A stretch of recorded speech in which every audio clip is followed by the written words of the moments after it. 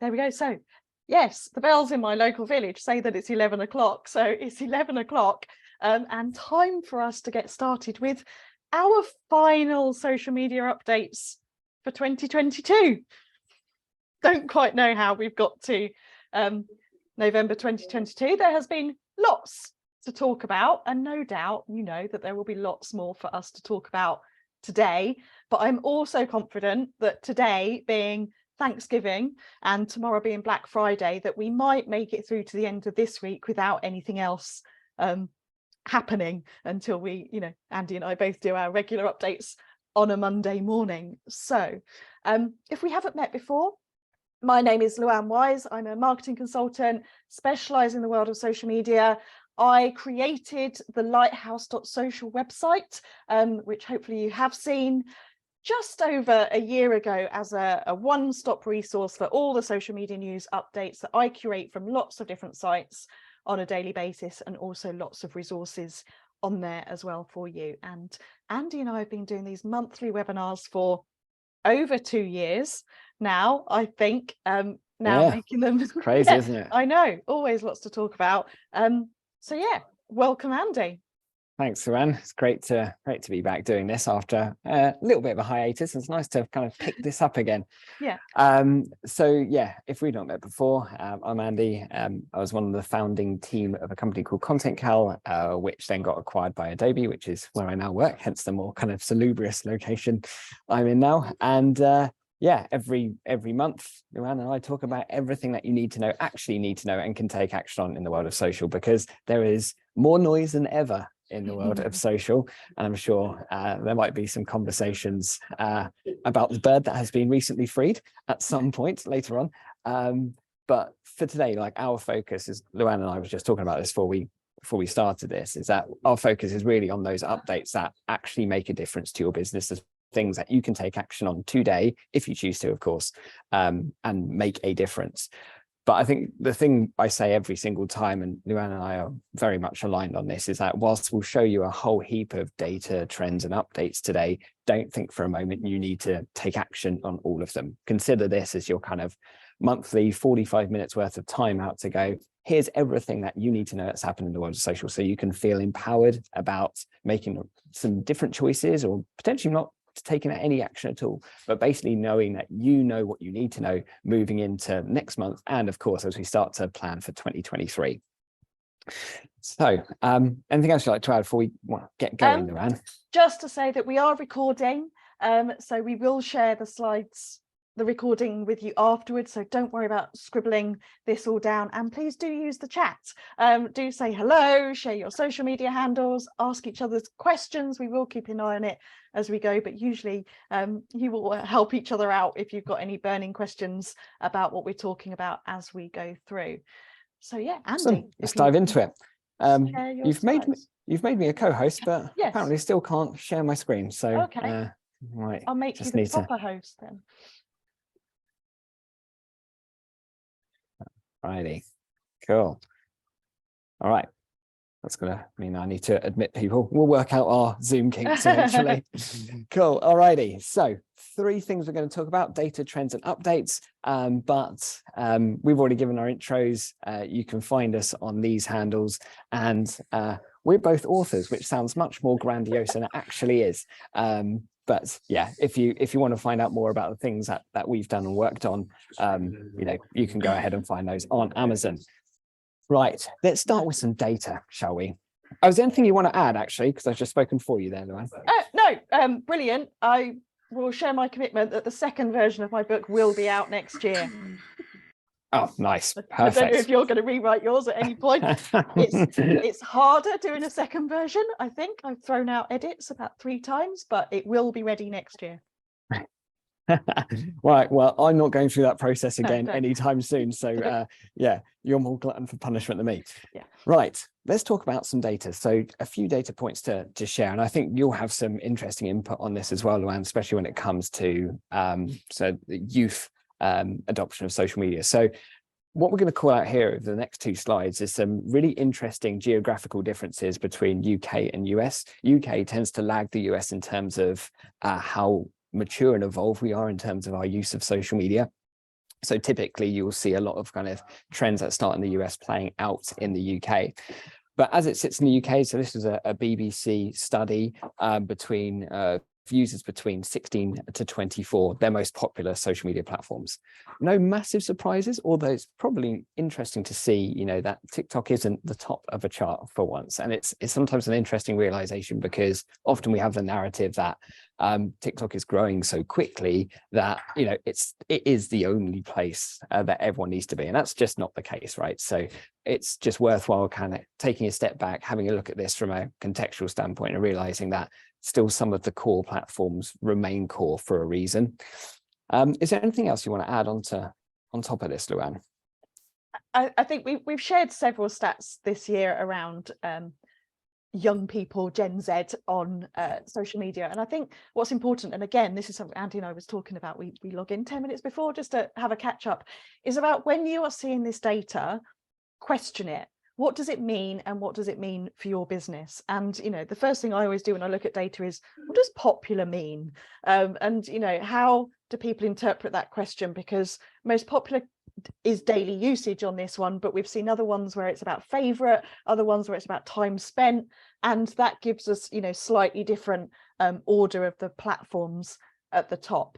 But I think, you know, like for like, if you're asking 16 to 24-year-olds this question about what's most popular, to see Instagram at the top after having seen TikTok at the kind of top of these kind of charts over the last 2 years almost, not huge differences between them, but I think it is really interesting. And I think at this time of year, we know that most of you are probably going through planning cycles or revisiting things, and that is a really important thing to do as well.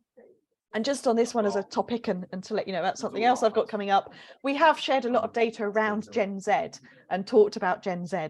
But I'm hosting a LinkedIn Live with Sarah Goodall from Tribal Impact in a couple of weeks around the topic of social media is not just for Gen Z.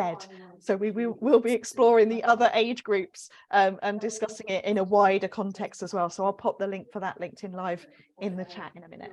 That sounds great. That sounds absolutely ideal. And then just the other two things to call out on this really quickly is that one, you know, you'll see that Twitter has not fallen off the face of the planet either, despite all of the things that are going on. So it's still very much up there. So don't expect any immediate change, despite what the media might tell you. And then Be Real continues its growth as well. So I don't have too much to talk about with regards to Be Real, because it's gone a bit quieter in terms of the stats that they've shared over the last month. But here, what we can see is that, you know, whilst it initially gained traction in the US, it is gaining substantial traction. It's still one of the most downloaded apps, both in the UK and US app stores. So definitely something to keep an eye on. And to keep an eye on how Be Real changes now that TikTok now has launched. Indeed. You know, and rolling out. Will people just go, I'm already on TikTok, I'll do it here? Will they have that feature on a different app? That's one to watch, I think. Exactly. I definitely agree with that. And we won't spend long on this slide, because really this just gives the kind of data points behind what I said right at the start, which is what you'll see is that there's typically geographical differences when you look at the US teens' usage of social media, where TikTok has continued its incredible rise. And I expect that to transcend across to the UK over the course of next year, whereas Snapchat, being the darling of that typical age cohort over the last 5 years, is starting to lose its foothold in that market. So it's really interesting. I don't think many marketers truly got on top of Snapchat, to be honest. So actually, I think it is easier for brands that are marketing to that demographic to understand the dimensions and the dynamics at play on TikTok than it is on Snapchat. So I think that's actually, you know, positive news for marketers. Talking about some other data, you know, this is the only bit of data that I've ever seen come out of Meta when it comes to Reels, because there's probably some reasons for that. It's probably some parts that they're not necessarily proud of, but this is a data point that is substantial. You know, whilst we talk about the rise of short form video, we know this. We know that TikTok are at 1.5 billion monthly active users. We know YouTube Shorts have 15 billion daily views. But when you think about the growth of YouTube Shorts and how big that is, but then you think that's only 10% of what Reels across Facebook and Instagram are, you realize that that is massive. And all of the pushes, as we know, Facebook and Instagram have not been shy about forcing everyone down the route of creating reels. But a 50% increase over the last 6 months shows that how much effort has gone into getting people to create and engage with reels, and how that will continue. So I expect to see that to be a consistent trend, as it has been throughout 2022, but it's going to be that same trend into 2023. Before we move on to talking about trends, actually, before we move on to that, is there anything else that you want to add on top of this, Luann? I think, we follow Andy Masuri on Instagram. He's diligent. He turns up every week. He tells us what's happening, what they're working on. They were very open about reels being their focus, and watching both reels and TikTok, you could have assumed that actually they would be very similar and lots of repetition. We know that Instagram doesn't like it if you use a TikTok watermark. So I find it quite interesting to see who's gone down the reels route and who goes down the TikTok route, and the differences between them. Haven't studied it more than my evening scrolls through social media, but there is a difference, and I'm surprised that there is actually a difference. Let's talk about some trends now. Right, this is a surprise. Exactly. So I'm sure you've probably seen this in the news. I reported on this at the beginning of this month, when it had just eclipsed 1 million users. It's now at 7 million, which, in the context of a brand new it's not a brand new application, in an application that's growing, that is incredible growth over the course of 3 weeks, right? To go 1 to 7 million users. So the media has painted this, that there's a kind of mass exodus from Twitter onto other apps, predominantly Mastodon, of which we'll talk about just in a second.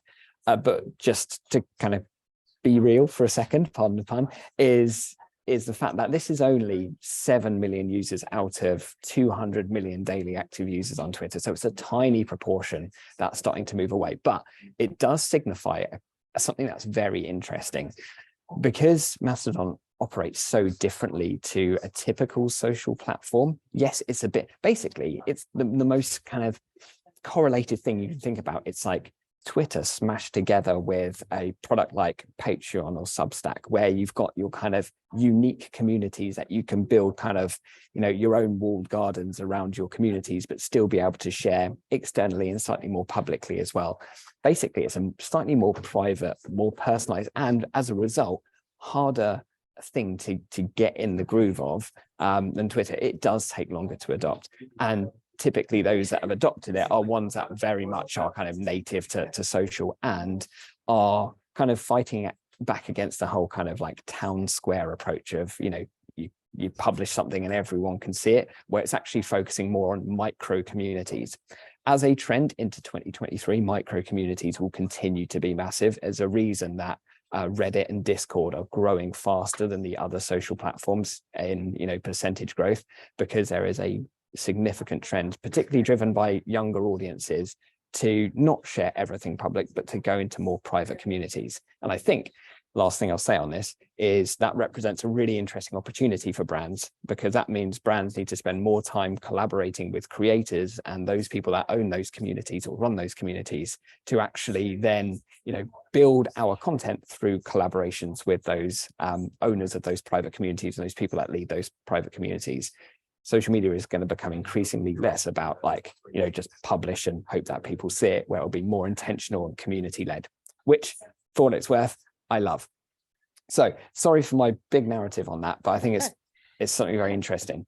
It's an important narrative, and one that I'd had a few messages about before today, regarding shall we say it, Elon Musk has taken over and he's making changes quite swiftly, and people are following that and people are responding to it. And one of the responses is, yes, finding an alternative. And for me, that what can we call it, a knee-jerk reaction to find an alternative and dive into something else, I believe should be part of not just an annual marketing planning process that you may, as I said, be in right now, but just an ongoing audit of what am I doing, where are my audiences, what's my purpose, and what am I up to. And as much as we run these webinars to say this is what's happening, this is what's new and shiny, we do also always have that caveat of, you don't need to dive in, consider how it fits into your overall business strategy and your activities. And yes, by all means, go and look at what's out there, but you should be doing that all of the time anyway to see what's right for you. Personally, I will share, I haven't gone anywhere near it. I've got enough social media platforms where I have audiences that I want to focus on and nurture. So I'm watching the conversations and seeing what's happening, watching the feedback, but I'm preferring to double down where I have my audiences and my conversations and my networks already.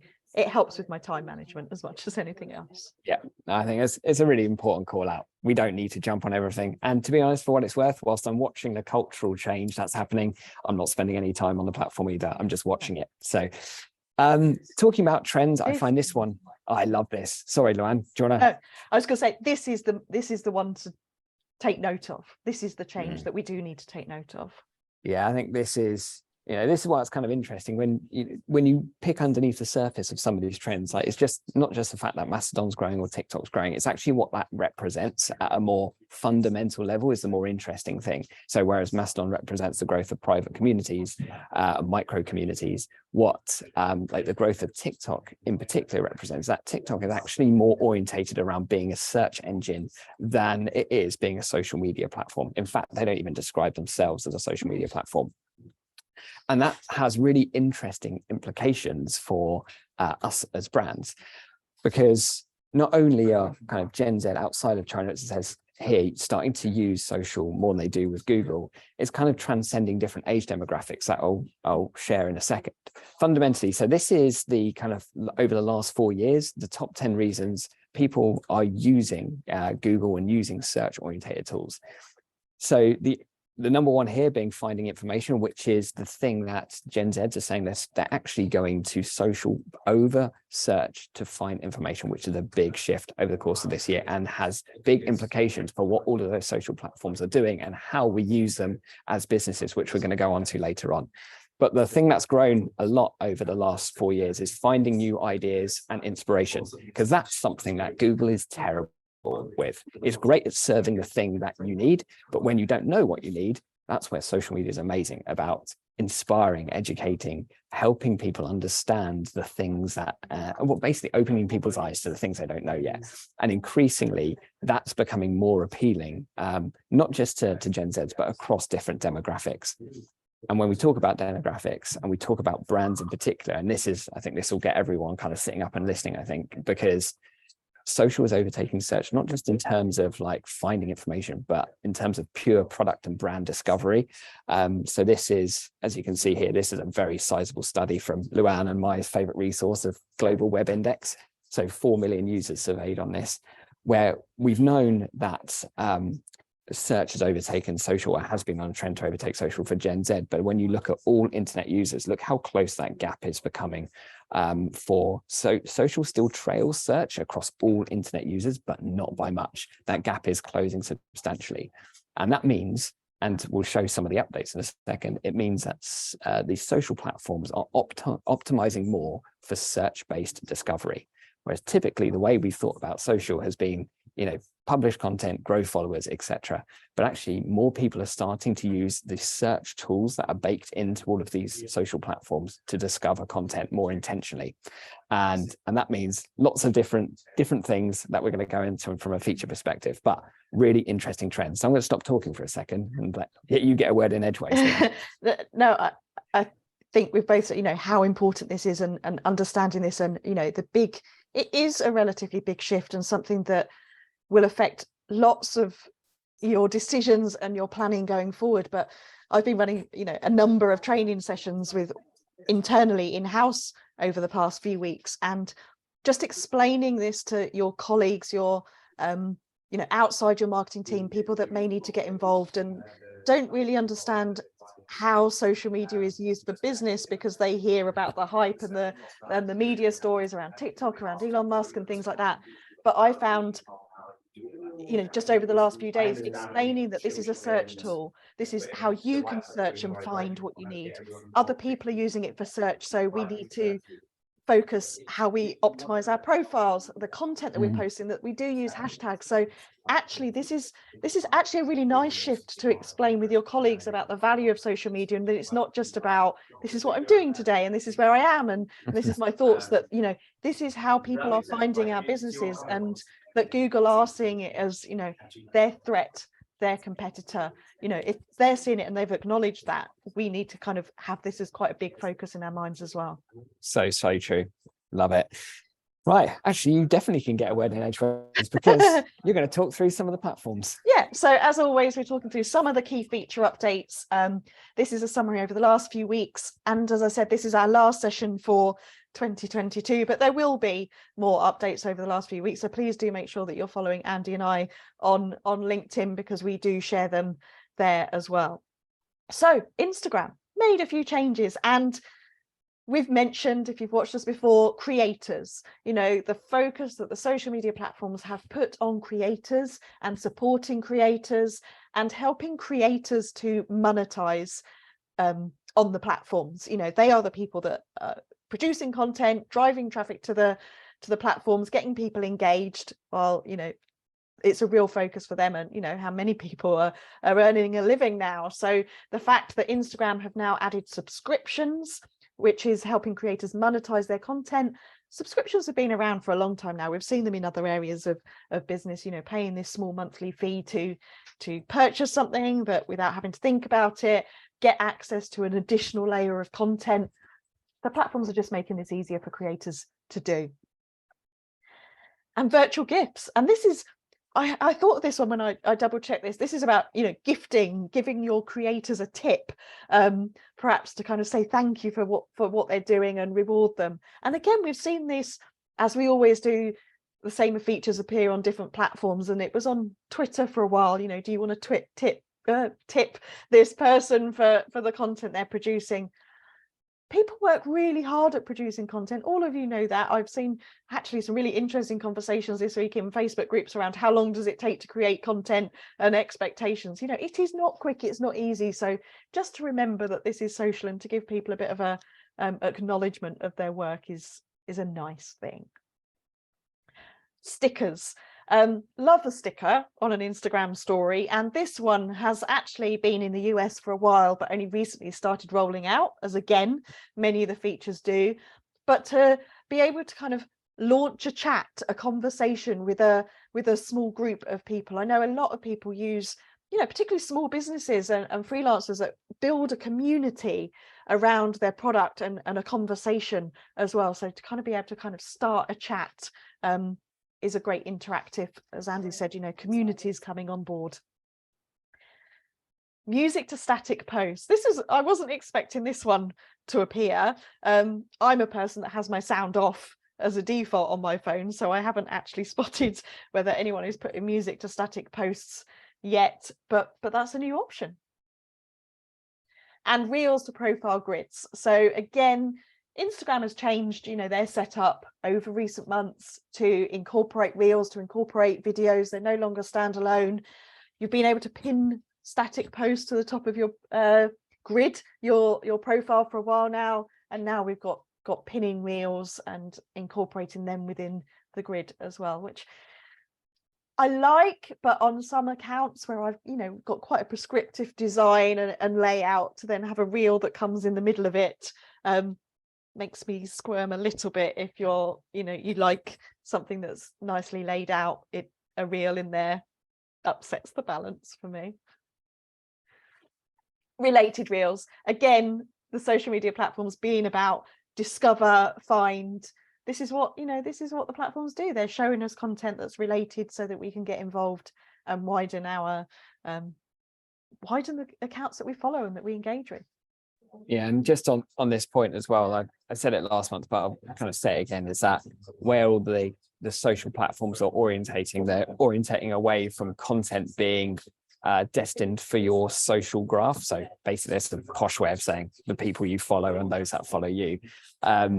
Whereas it's becoming much more kind of recommendation driven and entertainment led, which means a change in strategy where follower growth isn't necessarily a metric that we should value. Not saying it shouldn't be for anyone, but personally, I've never valued it hugely at all. But it's becoming less about the size of followers and more about the content that you create, whether it's educational, whether it's entertaining, because those related reels, which you can access if you just swipe left when you're looking through Reels, you'll see all of the content related to the thing that you just recently viewed, which means people are getting served more and more content that from people, from creators that they don't follow. So that means for small businesses, for us that don't have hundreds of thousands of followers, that actually means increased opportunities. So yeah, I see that as a... And settings, hiding likes on Reels. We've had that around, you know, that was quite a big discussion probably a couple of years ago now, around hiding likes on posts in the feed, around yeah, people not getting obsessed with it and seeing others and liking things because other people like them, you know. And should we say it, you know, the mental health issues that can impact people around use of social media. So the opportunity now, you know, I would say, again, part of your housekeeping, whether you do it monthly, quarterly, and annual thing, keep going through your settings. Things always change, and you need to check what you're sharing, who you're sharing it with, what information can be displayed, etc. So I always include checking settings as like a housekeeping regular exercise.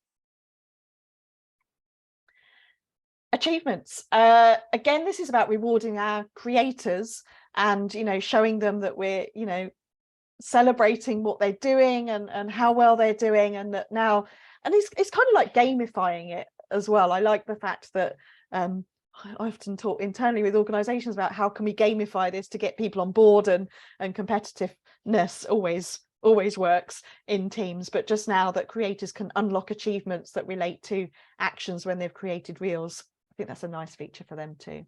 Just goes to show how much they continue to push it. So yeah, expect to see more of that into 23 for sure. Yeah. Meta, Facebook, love a split test. If you're doing anything with advertising, test, you know, things always change. You can't just find a solution and stick with it. So the fact that they have testing opportunities in there and prompt you to do it. This one I like, you know, testing video thumbnails on Facebook shows the importance of video, continuing on these platforms, but just that ability to change the thumbnail. We know how frustrating it can be, you know, even if you set a video up, you upload it to YouTube, that you can't change the thumbnail. So yeah, a nice new feature. Professional mode. This is something I think people have tried to work around for many years. Dare I say it, setting up fake profiles in a work nature as a workaround. And I understand completely why people do that, but until now it has kind of been against Facebook's terms and conditions to clone yourself and have more than one profile. Now having this professional mode option is a good thing, not just for creators, but for individuals when you're using this for work, when you're using this to participate in groups. If you have been fearful of, you've set up fake profiles for that purpose in the past, I would suggest definitely having a look at this professional mode. Now it is available to everyone. It's nice to see the convergence of like business profiles, business pages, and personal profiles. And I think this just speaks to the thing you were saying earlier about the investment from these platforms into creators. Yeah. Because yeah, we'll see, and we'll see this playing out. The kind of the shift underneath that is where creators go, their communities follow, and when communities follow, that's the platform that gets the most time spent on it. So it's all a bit of a battle for who can get the creators on the platform. So yeah, really interesting to watch this play out. Yeah, and I completely understand how it was set up like that, you know, 2006 onwards, when Facebook established themselves, you know, creators, influencers weren't kind of there, but you know, the amount of time, I'm sure I'm not the only one that has spent unraveling fake user profiles, pages that were profiles, and vice versa over time. This is going to help. Jade's asked, can you use professional mode if your personal account is the admin of a business page? I think you'll need to kind of almost start afresh, go in, create a professional mode, and then potentially, I haven't tried it, make sure that settings all within business pages as well. I'm sure it's, knowing Meta and their settings, it's not a simple ticker box, that you may need to do a bit more on that. If anyone's tried it, then please do share. Okay, what's next? Groups. Again, groups have been something with more features added and more control, and I still believe that groups is probably one of the main reasons that I go back to Facebook, is peer-to-peer groups, conversational groups. I'm a bit of a lurker in some of them to see what people are talking about or commenting or asking, but they are hugely valuable. And I think anyone that's running a group, it does take a huge amount of time, but just giving them more opportunities to engage people, create conversations, push prompts coming through as well. But kudos to anyone that's running a busy group. You know, it takes a lot of work. Few things have been happening at Twitter, but we are just going to focus on the feature updates. And that is, again, there is this option of professional profile. And I changed mine to this quite a while ago. And I think I've said before that actually there wasn't a huge amount of difference. There was a couple of fields that I could add to my profile, but over the past couple of months there has been more features that they've talked about coming to professional profiles. That makes sense. Should I say we haven't included it in this? Will we pay $8 for a verified professional profile? Will we not? Will that happen next week? Will it move back? There's been a few issues if you've been following, but we won't, you know, until there's something definitive, we won't worry about it. Communities are where you can have groups and conversations on Twitter. So again, Andy's point earlier that, you know, having communities, having smaller groups and conversations being a focus of social media, I think that's what the original intention of social media was all about. So it's good to see that the platforms are kind of having this as a feature focus. LinkedIn, couple of updates from LinkedIn as well. Carousels. Now, I know this morning, Andy, you posted on your LinkedIn about how to do carousels, and that we know carousels, you know, more than one image which you can swipe through, have been popular and engaging, and great stats around on Instagram. Previously, to do this on LinkedIn, you kind of had to fidget around with kind of PDFs rather than images. But now, if you upload more than one image, it will automatically convert it into a carousel. And I think you are a fan of this format, Andy. I am very much so a fan. So they're going to make it much easier, because the, you know, multiple image uploads on LinkedIn, it always looks so shonky. Yeah. And how it displays. So it's nice that it's going to be in that kind of nice clickable format. So as this is a brand new feature, what I don't know is whether they have exactly the same performance attributes that document uploads do, because those document uploads where you upload a PDF, etc., that I shared on LinkedIn this morning, because they each, like I said on my LinkedIn post this morning, like each time a user clicks through, each one of those clicks is counted as an engagement. Now, I don't necessarily see that as meaningful engagement, but what it does mean is that your content gets much more interaction in the eyes of LinkedIn, and actually is going further than it has any right to. So it seems to be working really well at the moment. But as I said, like this, the dimensions and the dynamics around this might well change. So either way, whether it's PDF uploads or whether it's just adding multiple images to a LinkedIn post, having your kind of multi-image post seems to be working really, really well right now. Yeah. And, you know, and they're really engaging as well. I think if anyone, I can't remember his surname, but Richard from Monzo did a brilliant one this week that was quite a, you've seen it, Andy, haven't you? It's kind of like, you know, blank slides, and it's quite intriguing, and, you know, have you read this? And, you know, it was a really engaging post. So I think we're going to see more carousels on LinkedIn going forward. It was, I think there was 100 slides to that carousel. I'm going to have to find it and post it. Yeah. We'll have to share it. Maybe we'll find some time at the end, but I think for anyone on LinkedIn, it's definitely worthwhile sticking around for that. Yeah. Andy, you talk about this one, because I've seen you post this one and like it. Yeah, this was not something that was reported in elsewhere, but someone shared it and just tagged me in. What I thought was really interesting about this is that this was a user that had interacted with one of my posts, commented on it, and that meant thereafter they were served this kind of like call out block saying, check out other posts from Andy. So that was really, really interesting, because then suddenly it means that just because one person's interacted and put a comment on a post, they then get served a carousel of all of the other, like the rest of your content.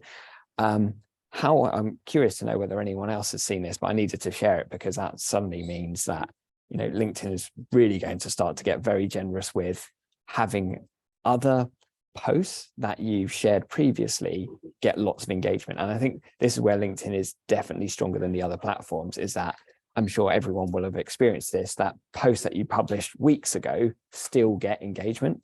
And it's mechanisms like this that are driving that. Which, you know, the life cycle, I don't know the precise stats here because it hasn't been shared, but the lifespan of a LinkedIn post is so much longer than other platforms, and that makes it particularly interesting. I have seen this, and I like the way that it almost reminds you to not just keep scrolling up, but to go, oh, actually, let me see more, you know, who is this guy and what is he about and what does he do? So yes, it's that kind of going down a rabbit hole, but for the right reasons of, if I've liked this, encouraging you to kind of see more from that person. So yeah, I like it. A nod towards why having a kind of clear message and consistency is absolutely key. But anyway, back over to you, Luann. Yeah, some ads. LinkedIn have made a few updates to ads this year. They've made it easier. If you are considering ads or haven't tried them yet but want to know more, LinkedIn Labs have a free online course all around ads and the different formats and how to use them. So new formats, easier to set up, easier to manage and monitor now in that kind of self-serve, in the same way that Meta does. But I do think LinkedIn is easier to set up than Meta ads. They've got new formats encouraging people to click to send a message, conversation starters. They're a bit automated, so they do need some kind of real planning out if you're kind of doing conversation starter ads. But I like the one at the bottom, this opportunity to promote an employee post. So, you know, if people are connected to your company page, then an employee that you could pay to push that post out from an individual even further. So I think that's a great way to get your colleagues involved. And, you know, if something's working really well, that it doesn't have to be all about what's on your company page, that you can engage your team's content as well. I think it's so important. The other two I'm a bit ambivalent about, to be honest. That one is massive, because really it just allows you to unlock the employee advocacy approach. And we know that, you know, trust and the growth of businesses and the growth of brands now that happens on social is all through those kind of smaller networks, through the trust of those individuals, whether it's smaller communities or whether it's those individuals that operate within the business. I mean, we saw this play out time and time again at Content Cal, where kind of peer-to-peer recommendations was the thing that drove a huge amount of growth. So being able to light a fire under that by promoting that also means amazing things for those that operate within the businesses. So, you know, larger organizations can really shine a light on those voices that they really want to be heard across the business. So I love it, as I'm sure you can tell. Yeah. And going back to the conversation around using social for search, and that is what people are doing, I find it can feel like it's a bit of a dark art if we introduce the word SEO and overly complicate it and overwhelm people. So I try not to use the word SEO in terms of optimizing your social media and your activity, but just focus on the fact that if you do the right things and focus on trying to get your content found, then yes, it is a search engine optimization kind of activity in terms of using text, using tags, using hashtags. So LinkedIn are also focusing on that going forward. Just making sure you're using the right keywords that describe what you do in your content. Yeah. That's literally it. Right then, good. Let's go on to some of the others. So there's probably about 3 or 4 more networks to cover. And we'll try and do that in the next kind of 10 minutes or so. We'll go to questions. TikTok launched their academy. This is super useful for those businesses that really want to get started on TikTok but don't know where to start. So they've just launched this academy. They don't have that many courses, so it's like TikTok basics, like 101s, and this small business course. So it's kind of very similar to Facebook Blueprint type of approach, where it's very much focused on small businesses increasing confidence and capability to get more people sharing. So I think if anyone's got any downtime over December and is thinking about actually how could TikTok work for my business, this could definitely be a really useful free resource to check out. I've done it. I went through it. Have you? I went through it a couple of weeks ago. Doesn't take too long, nice bite size. You can stop and start. Lots of tips in there. Test your learning as you go.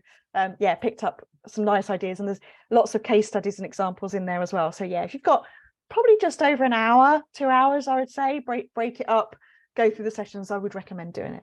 Super useful. That's Yeah. great.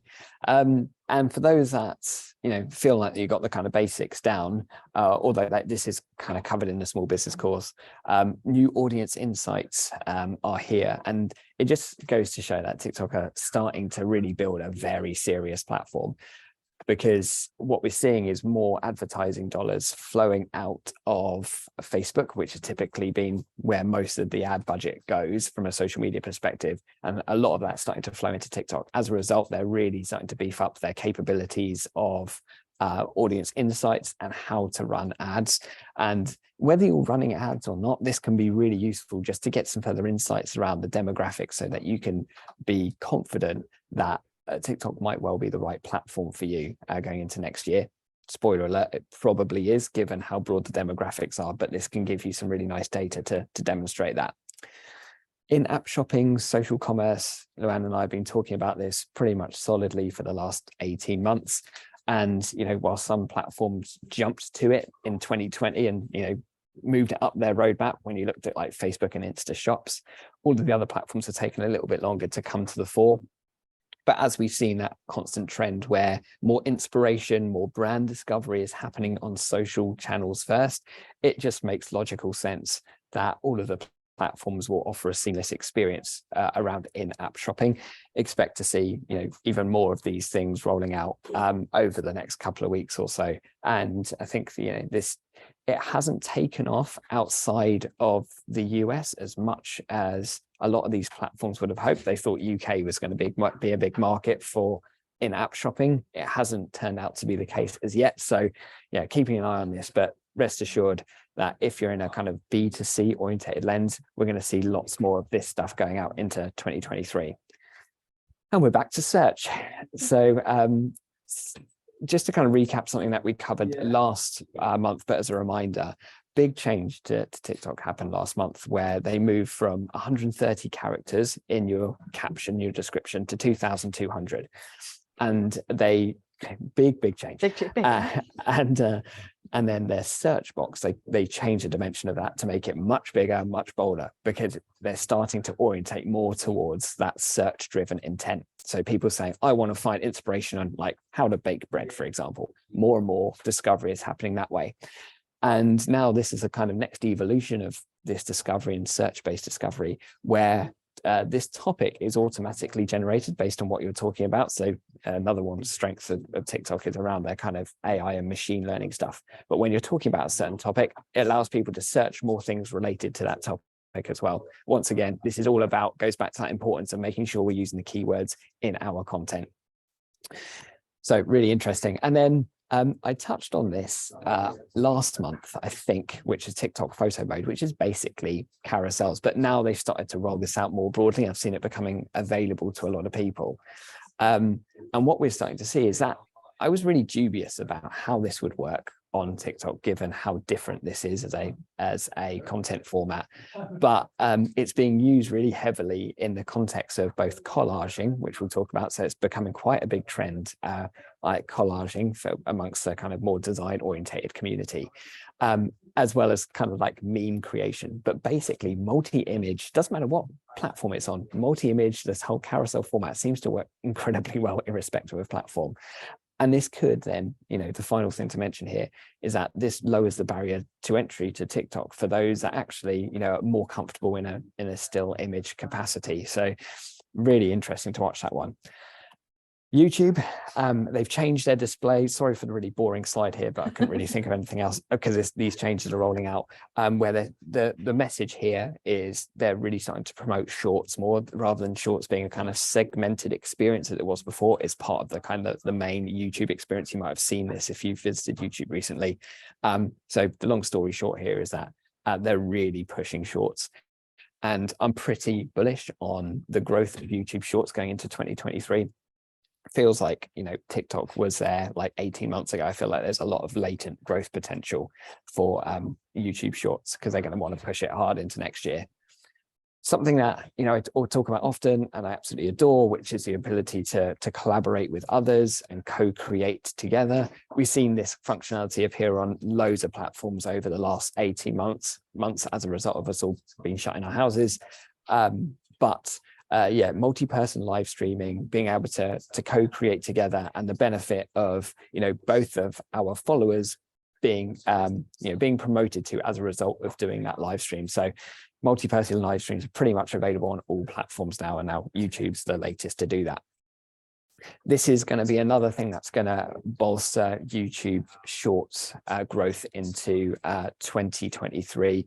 Already, the majority of YouTube viewing in terms of time spent on platform happens on connected TVs. I'm sure we can all kind of imagine that when we're all going to our, you know, our YouTube app on our TV. And it just feels like a natural evolution, right? So, you know, Shorts is entertainment orientated content. We're going to expect to see a large growth of YouTube Shorts, which is predominantly driven by connected TVs. So yeah, once again, this just talks to the growth opportunity that's latent in Shorts. Yeah, another point of Shorts. So as you can see, lots of investment happening here. And this, once again, talks to that social commerce trend. This is a pattern that we're familiar with on other platforms, tagging our products in-app, checkout, etc. So just making it much easier for a consumer to discover stuff and discover it through, you know, wherever they're watching it, whether it's on a TV or on a mobile device, get inspired about something and make that purchase directly on the platform. Super powerful. Another update to YouTube Shorts is that they can, the sounds on them can now be up to 60 seconds long. It wasn't common knowledge that you could only have 15 seconds worth of sound, even in a 60-second video, which is a bit of a janky experience. But now, you know, all of these kind of features, because it's still not as mature in terms of capabilities as TikTok, but it's getting there quickly, as I expect to see, you know, drive more and more user growth into it. So it's kind of like a three-way battle between YouTube Shorts and TikTok and Facebook and Insta Reels. That battle is going to absolutely rage on into 2023. 2 networks to cover. How we're doing for time? Yeah, we'll make it. Good. We'll make it. So this is a new app from Pinterest, and it kind of talks to that collaging trend we spoke about before. So for anyone that's kind of very visually orientated and likes the idea of like making these collages, maybe you're in kind of interior design or something like that. So there's a big trend on this happening on social, and Shuffles is an app that allows you to create those collages, make some really interesting and engaging content, and share that outside. This app isn't a social network at all. It's for sharing on other platforms. But I thought I'd bring it up because it just goes to show, like, you know, Pinterest are really doubling down on like the creation element of content. WhatsApp. This is the final one we're going to talk about. And why are we talking about WhatsApp and a social media platform because I often get this question about, like, is it a social platform? And it's interesting. It treads that interesting line between it's just a messaging platform versus social. But I need to call out some of these because these updates, I think you called out as well, Luann, super powerful, I think. So WhatsApp Communities has launched and is available to everyone. For anyone that's been in the pain of big WhatsApp groups, which everyone is, right? They're quite tricky to manage. So this is akin to Facebook groups, but on WhatsApp. The line in the sand that WhatsApp are saying here is that Facebook groups are for people that you don't know, but ultimately communities, you know, you've brought together around common interests, whereas WhatsApp Communities is more focused on those that you do know. But for businesses, I think this actually allows you to bring communities even closer, allows you to have some really tight-knit conversations. You've got the similar, it's not as advanced as Facebook groups from functionality perspective, but you're getting more admin tools and more ability to control those Facebook groups rather than it being a kind of like, you know, you're inviting a load of people to what is a one-to-one chat. You can actually orientate that properly in a group conversation. And businesses are getting a lot more love when it comes to WhatsApp now as well, which I think is very interesting. So WhatsApp Business is allowing people to locate businesses through search here. So to look at businesses related to whatever that search term is. And I'm going to come back to this because it actually doesn't tell the best story. So should have inverted those slides. But here, what we can now do is they're rolling out in-app purchases as well. So when you think about business discovery, the bet that kind of WhatsApp are making here is that more people will start to want to find organizations directly on WhatsApp, look at that, be able to look at their inventory, message that business directly, and then purchase that product directly through WhatsApp. WhatsApp have 2.5 billion monthly active users and probably one of the most heavily used of all of Meta's app suite. So I think this actually has some really interesting implications for how we go into 2023. I think for me, because I can't think any more broadly than this, it feels very much only relevant to a B2C capacity at the moment. That being said, I think WhatsApp communities does represent some significant opportunity for those that want to have like a real close-knit customer community. Like if you have like maybe your kind of product steering committee, or like the real kind of like those users you really want to look after, that could be really useful for that. And then polls have come to WhatsApp too. So the final thing to share on this, it just makes it easier to garner people's opinion at scale. And I think that plus community does give us an opportunity to really start some more deep and meaningful engagement on WhatsApp. And now I'm going to stop talking. It's what a year of changes. Yes, there are core themes that have run through the year around creators and monetization and communities and groups. It never stands still, as we keep saying, you know, understand what's happening. We're here to help you do that. We round it all up so you don't have to look at everything every day. And hopefully that's useful. But you know what's happening? YouTube, TikTok, it is about video still, and YouTube's development with shorts demonstrates that. YouTube was probably, would they have made those changes if TikTok hadn't accelerated over the past 2 years so much? Possibly not, but they know how to compete and they've still got the audience.